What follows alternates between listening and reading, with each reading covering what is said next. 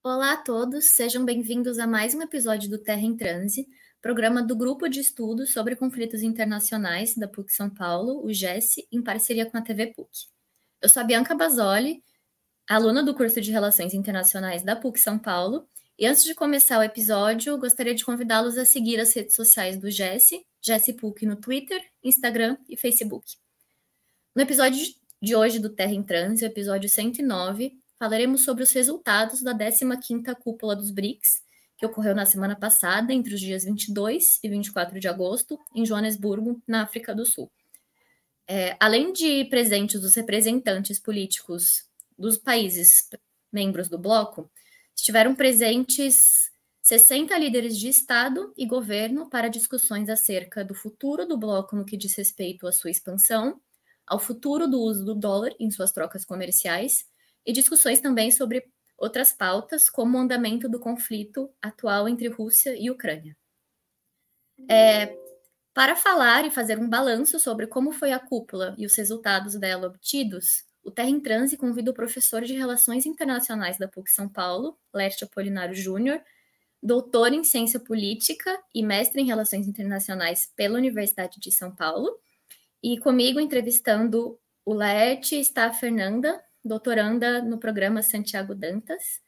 Bem-vindo, professor. Obrigada por aceitar o convite para estar aqui conosco. Oi, Fernanda. Oi, Bianca. Obrigada. Para a primeira pergunta... Oi, pessoal, obrigado pelo convite. Para a primeira pergunta, nós sabemos que essa expansão do grupo, do bloco dos BRICS, para a entrada da Arábia Saudita, dos Emirados Árabes Unidos, Egito, Etiópia, Argentina e Irã, foi uma vontade principalmente por parte chinesa, essa expansão do grupo. Então, eu queria saber quais você acha que serão as consequências da expansão do bloco no que diz respeito à balança de poder atual entre China e Estados Unidos, e se você acredita que essa expansão trará resultados concretos a essa busca por cada vez mais influência chinesa no Oriente Médio e no continente africano. Obrigado, Bianca, pela pergunta. Bom, primeiro eu acredito que, de fato, a expansão do BRICS pode ser lida enquanto uma vitória diplomática da China e ilustra o aumento da influência do país no sistema internacional. Eu acho que as próprias características dos países que ingressaram no BRICS apontam para esse processo. A gente está falando de países que ou são altamente dependentes da China, caso do Irã, da própria Etiópia, da própria Argentina, né, se nós levarmos em consideração que o nosso parceiro aqui sul-americano também, né, altamente dependente da China, ou para países em que a China pretende intensificar suas relações, tanto econômicas quanto diplomáticas, caso dos países árabes, né, então Emirados Árabes, Arábia Saudita e o próprio Egito. Eu vejo que, no plano externo, essa expansão, ela de fato aumenta a capacidade de recursos do grupo, né? De modo que vai permitir que o BRICS possua um maior peso em diferentes negociações internacionais. Estamos falando de um grupo que agora vai agregar uma parcela cada vez maior do PIB mundial, da população global, da produção de recursos estratégicos, em especial petróleo, e responsável pela uma fatia cada vez maior das exportações comerciais. No plano interno, eu acredito que, dada a assimetria da China com os demais membros, essa expansão do número de integrantes, ela implica em um aumento do peso relativo da China em comparação aos demais membros do bloco nas decisões internas a serem tomadas. Obrigada, professor. A próxima pergunta que nós temos é ainda sobre essa expansão. O BRICS anunciou a entrada, né, de mais 6 países, como a Bianca já citou. A maioria deles estava sendo cogitado para entrar no bloco, mas aparentemente a surpresa foi a inclusão da Etiópia. Por que, dentre os 22 estados que manifestaram interesse em entrar no bloco, foram escolhidos esses 6? E especialmente por que a Etiópia? Obrigado pela pergunta, Fernanda. Olha, não me parece haver critérios objetivos que justifiquem a escolha desses 6 países especificamente. não tem nenhuma variável ou conjunto de variáveis que a gente possa selecionar que leve a uma escolha óbvia desses países a partir ali de algum denominador comum que possa ser extraído dessa análise. Quando a gente olha para esses países, em linhas gerais, nós notamos que são países que apresentam grandes populações, grandes economias, grandes extensões territoriais e que, em alguma medida, apresentam aí variados graus de insatisfação com a chamada ordem liberal internacional contemporânea, emanada em especial do Ocidente.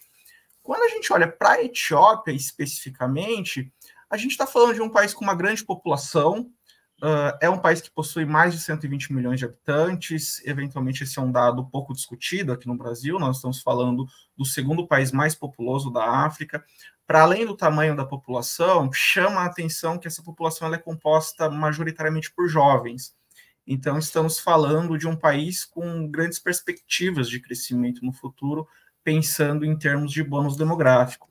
Para além dessas questões, nós estamos falando de um país que possui uma localização bastante estratégica, ali no centro-leste do continente africano, então é um ponto de ligação com o Oriente Médio, com a Ásia, e também um ponto de conexão dentro do continente africano. Também estamos falando de um país que tem apresentado altas taxas de crescimento ao longo dos últimos anos, muito acima da média da economia global e muito acima da média das economias emergentes, inclusive. Vale destacar que a economia etíope tem se destacado, em especial, pela atração de indústrias intensivas em trabalho, em especial de mão de obra barata, com destaque para o setor têxtil. E, nesse sentido, a Etiópia tem atraído muitos investimentos chineses nos últimos anos, que, inclusive, é seu principal parceiro comercial. Então, a Etiópia é vista, principalmente pela China, mas não só pela China, como um país bastante estratégico para o estabelecimento de operações econômicas na África. Então, acredito que esses sejam os principais fatores que justifiquem o ingresso da Etiópia no BRICS. Entendi, professor. Muito obrigada. Outra pergunta que eu tenho é: o declarado apoio verbal ao Brasil para um assento permanente no Conselho de Segurança pela China tem repercussões práticas ou foi apenas um prêmio simbólico para o Brasil apoiar essa ampliação do bloco?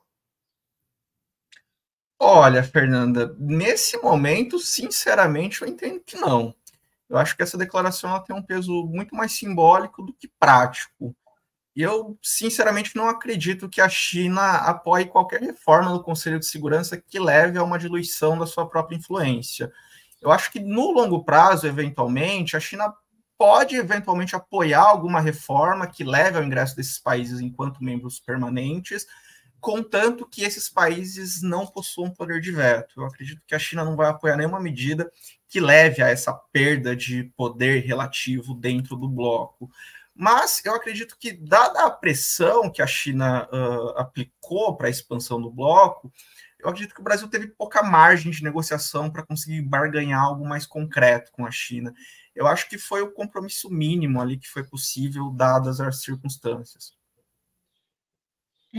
Professor, com a entrada desses 6 novos membros no bloco no início do ano que vem, essa entrada vai se concretizar somente no ano que vem, a gente tem que destacar.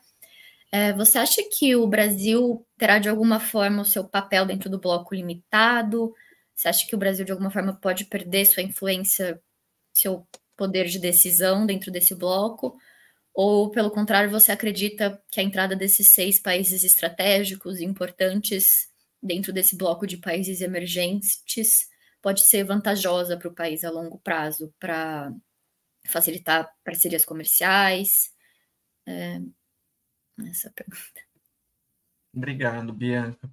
Olha, no curto prazo, eu acredito que a expansão ela é mais negativa do que positiva para o Brasil. Primeiro porque a posição brasileira ela saiu derrotada nesse processo decisório interno. O Brasil inicialmente era contrário a uma expansão dessa organização. E por motivos óbvios, qualquer aumento do número de membros vai levar a uma diluição da influência do próprio país nas decisões desse bloco. Porém, no médio e no longo prazo, eu acredito sim que essa expansão ela possa ser positiva. como eu havia comentado, essa expansão, ela naturalmente tem como consequência um aumento do volume de recursos do bloco, de modo que torna esse grupo mais importante em outras negociações internacionais. Então, aumenta o poder relativo, né, desse bloco em outros espaços. Eu acredito que também essa expansão ela leva a um aumento de percepção de sucesso por parte de outros países que não integram essa organização, em função de esse grupo justamente ter um acesso restrito, não é simplesmente qualquer país que pode ingressar nesse grupo na hora que quiser. E por motivos concretos, diretos, né? Nós estamos falando do aumento na possibilidade de o Brasil intensificar suas relações com esses novos ingressantes, tanto suas relações econômicas, por meio da intensificação da cooperação com esses países, quanto também das relações diplomáticas, né? Eventualmente, o Brasil pode tentar capitalizar em cima desses novos membros apoio em outras discussões, em outros palcos do sistema internacional. Então, o Brasil pode conseguir esse apoio desses novos países, por exemplo, para os seus pleitos em termos de reformas ou mesmo candidaturas em diferentes campos das relações internacionais. No entanto, eu acredito que essa expansão ela certamente representa grandes desafios à política externa brasileira. O Brasil ele vai atuar, né, ou está atuando em uma geopolítica global cada vez mais complexa, em especial dado o acirramento das tensões entre China e Estados Unidos. Eu acredito que para contrabalancear essa perda de influência dentro dos BRICS, o Brasil vai necessitar direcionar esforços para o fortalecimento de outros grupos. Eu não acho que seja uma escolha prudente apostar todas as fichas no BRICS. E, nesse sentido, eu acho que o Brasil deveria fortalecer tanto grupos Sul-Sul, em que o Brasil possui um peso relativo maior, como o IBAS, junto à Índia e África do Sul, que ficou eclipsado nos últimos anos em função do fortalecimento do BRICS, o próprio Mercosul, o próprio Unasul aqui na nossa região, quanto também parcerias Norte-Sul. Eu destacaria o próprio G4, junto com o Japão e a Alemanha, para além da Índia, que é um grupo que tem como pleito buscar reformas no Conselho de Segurança, e também eu adicionaria a necessidade de buscar parcerias com os países do Norte Global em temas estratégicos para o Brasil. E eu citaria especificamente a cooperação internacional ambiental. Eu acho que essa é uma agenda em que o Brasil tem um ativo diplomático gigantesco, e o Brasil certamente pode buscar parcerias, em especial em termos de obtenção de financiamento em termos ambientais, pensando aqui especificamente na região amazônica, mas não só na região amazônica. Obrigada, professor. Professor, apesar de manifestar o incentivo ao uso de moedas locais nas transações financeiras e comerciais do bloco, que já vinha acontecendo, né, a cúpula não definiu uma moeda comum para ser usada entre eles. Quais as razões que você enxerga que dificultaram essa definição de uma moeda comum? Obrigado, Fernanda. Bom, primeiro que a criação de uma moeda no plano internacional, ainda que nós estejamos falando de uma moeda comum e não necessariamente de uma moeda única, não é uma tarefa nada simples.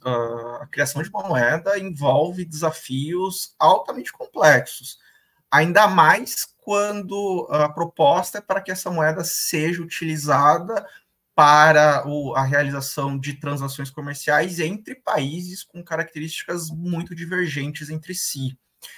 Eu acredito que, dada a assimetria com os demais membros, eu não acho que seja interesse por parte da China, nesse momento, a criação de uma moeda em que não possua controle direto por parte da China.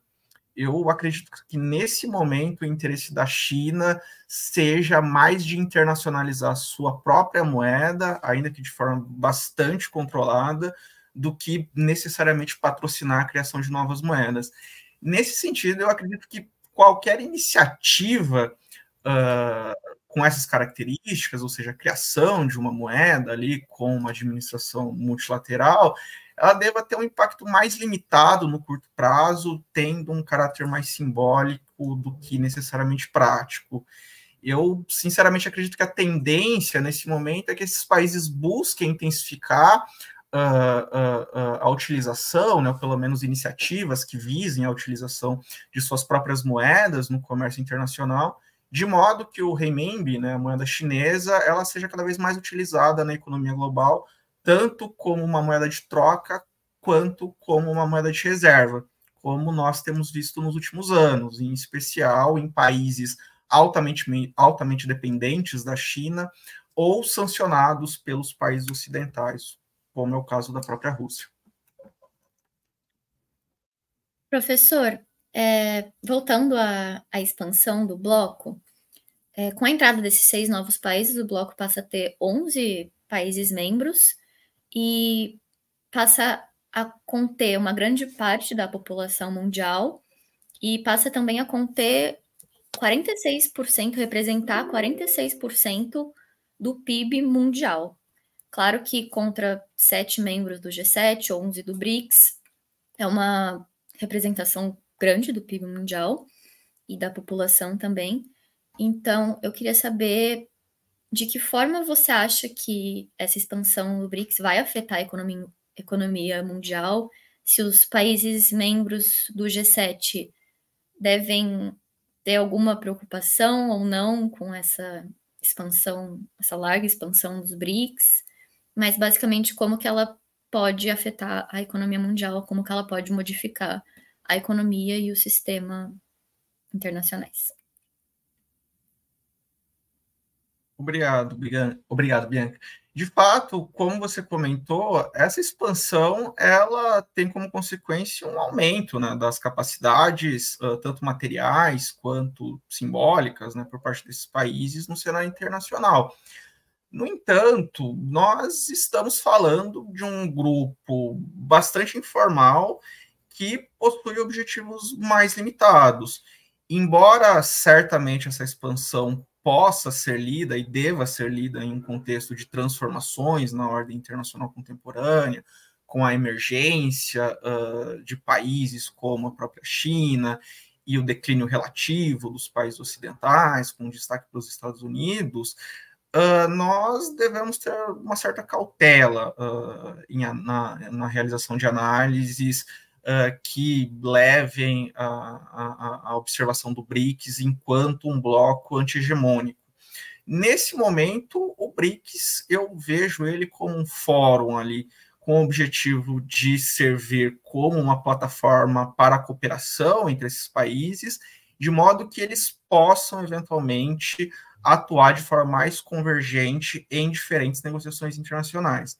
No entanto, eu acredito que o peso do BRICS nessas diferentes negociações vai acabar dependendo muito do teor, do conteúdo, do palco de cada negociação, no sentido de que esses países, eles apresentam não apenas características, mas também interesses diversos entre si, dependendo da temática.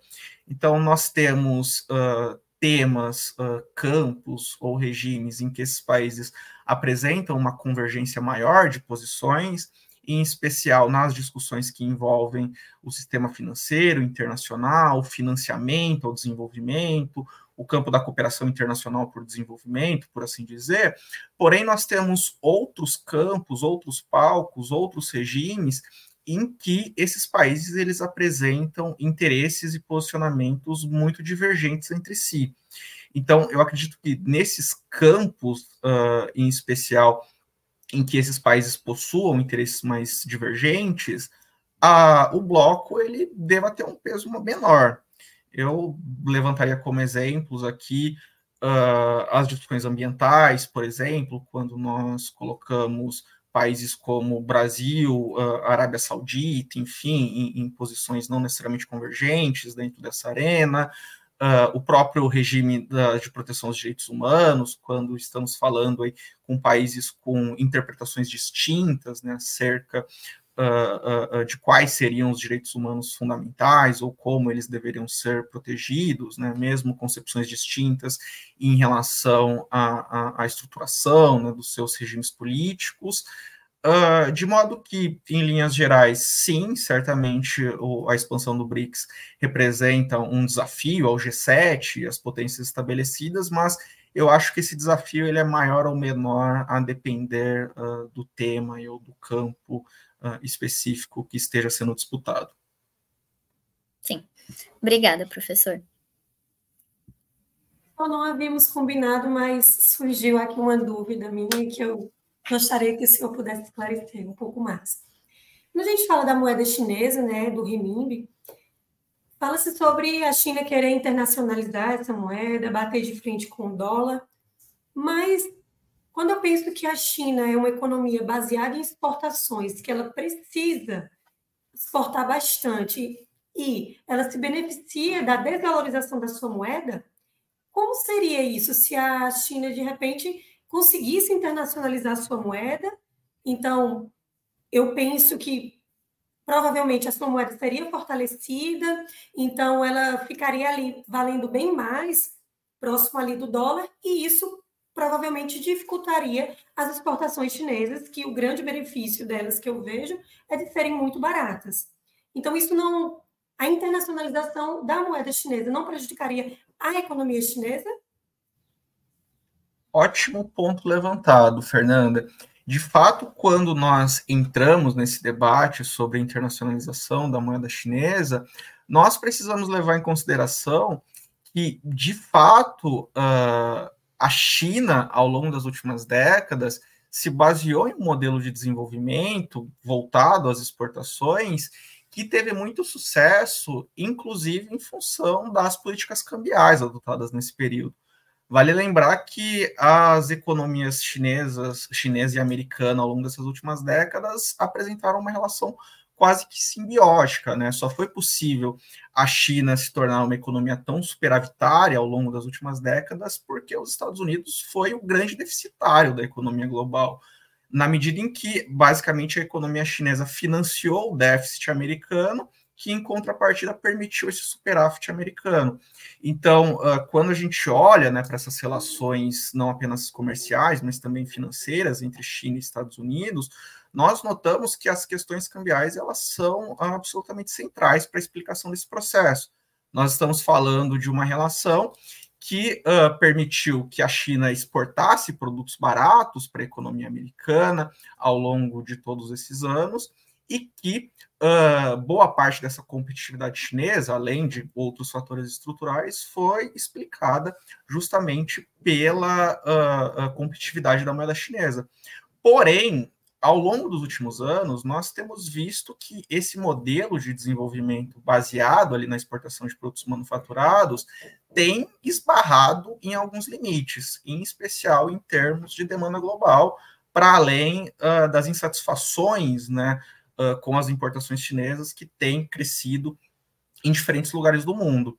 Tanto que, ao longo aí dos últimos anos, em especial ao longo da última década, o governo chinês tem buscado, em alguma medida, apostar em outras vias, né, em outros drivers para o seu crescimento econômico. Então, vale destacar, ao longo aí desses últimos anos, a exportação de capital por parte da China. Nós temos observado a internacionalização das empresas chinesas, em que o governo tem um papel muito forte nesse sentido, não apenas pela atuação direta por meio das estatais, mas também pelo financiamento dessas operações no exterior. Nós notamos que, em um primeiro momento, esse financiamento, a atuação dessas atividades ocorreu pela via bilateral, em especial em setores relacionados à infraestrutura, à exploração de recursos naturais, mas mais recentemente nós temos observado também a atuação por meio de iniciativas multilaterais, como bancos multilaterais de desenvolvimento, eu colocaria aqui o Banco dos BRICS, o próprio Banco Asiático de Investimento em Infraestrutura, e setores cada vez de mais alta tecnologia. Então, a gente tem visto que a China, ao longo dos últimos anos, tem se tornado uma exportadora líquida de investimento externo direto. quando a gente olha o investimento externo direto que entra e que sai do país. E nesse sentido, a gente observa que a China tem se preocupado cada vez mais com o impacto das variações do dólar em relação à sua economia. Nesse sentido, a China tem buscado internacionalizar a sua moeda de modo a aumentar a sua influência, não apenas econômica, mas geopolítica, né, na economia global como um todo, mas em especial nesses parceiros econômicos. Mas o que chama a atenção é que esse processo ele tem ocorrido de forma muito gradual e de forma muito controlada, porque, como eu havia comentado, o governo chinês tem muito receio em alterar de forma muito radical um modelo que tem dado tão certo, o que deu tão certo ao longo dos últimos anos. A gente observa que, de fato, como a China acumulou muitas reservas ao longo das últimas décadas, essas reservas, elas estão majoritariamente denominadas em dólares, elas estão aplicadas nos títulos da dívida do Tesouro Americano. É aquela relação que eu comentei acerca do financiamento do déficit americano pela economia chinesa. Então, qualquer medida que leve a uma desvalorização do dólar e a valorização da própria moeda, eventualmente leva a uma redução das reservas por parte da China. Vale lembrar que a China emitiu muita dívida bruta, né, pública bruta, para controlar a inflação interna em função do acúmulo desses superávites ao longo dos anos. Então, essa desvalorização do dólar e uma valorização da sua própria moeda eventualmente leva ao aumento da dívida interna do próprio país.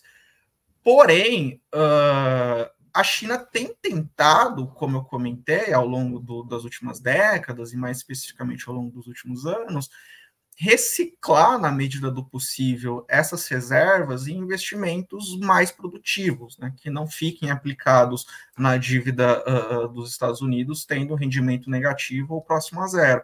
Então, justamente, nós temos visto como a China tem atuado para financiar suas atividades econômicas ao redor do mundo, de modo que a China tem tido um grande desempenho no campo da cooperação internacional para o desenvolvimento. E o que chama atenção em relação a essas iniciativas, né, por parte da China de internacionalizar a sua moeda, é que são iniciativas muito controladas. A China começou a experimentar, né, as suas transações a realizar transações comerciais na sua própria moeda, primeiro com países mais às margens, por assim dizer, do sistema econômico internacional, financeiro internacional dominado pelos Estados Unidos, então com destaque para os países altamente sancionados pelos Estados Unidos, como Irã, a própria Rússia, Venezuela, dentre outros. E mais recentemente a China tem buscado aumentar a utilização da sua moeda para a realização de diferentes transações econômicas com diferentes países. Mas sim, esse processo ele ocorre de forma muito lenta, de forma muito gradual, porque o que você colocou faz muito sentido e levanta muitas preocupações no Partido Comunista Chinês, que eventualmente uma maior internacionalização da sua moeda de forma descontrolada leve não apenas a uma interrupção de um modelo econômico que tem dado tão certo ao longo dos últimos anos, mas também uma própria perda de controle sobre a sua própria moeda. Vale lembrar que nós estamos falando de um país que possui muitos controles de capital, então nós estamos falando de um país que possui a sua conta de capitais bastante controlada, muito diferente de países ocidentais, em que os governos têm menos agência, né, sobre as suas próprias moedas, e que certamente o Partido Comunista Chinês tem muito receio de abrir mão desses controles. Por isso que eu acredito que essa maior internacionalização do yuan, né, ou do renminbi, né, que seria o nome da moeda, deve ocorrer de forma lenta, gradual e controlada, como, em geral, tendem a ser as medidas de política econômica adotadas pela China. Muito obrigada, professor. Perdão, Fernanda. Obrigada, professor, pela sua presença aqui, foi bastante esclarecedora, foi um debate muito bom. E agora nos resta esperar para ver quais vão ser as ambições desse novo BRICS.